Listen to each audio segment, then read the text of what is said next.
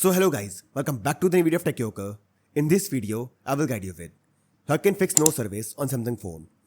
So if you're not getting any network on your phone, then turn on airplane mode and then turn it off. For this, swipe down from here. Now here tap on this airplane icon. Now this will turn on airplane mode. Wait for a few seconds and now tap on the airplane icon again and this will turn it off. So once you do this, you should get the network on your phone. If not, then restart your phone. For this, hold down volume down button and power button together, like this. Now here tap on restart and then tap on restart again. And once you do this, this will restart your phone.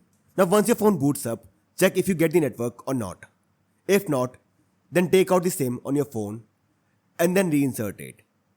Now if there's any calibration issue with the SIM, then this will fix it.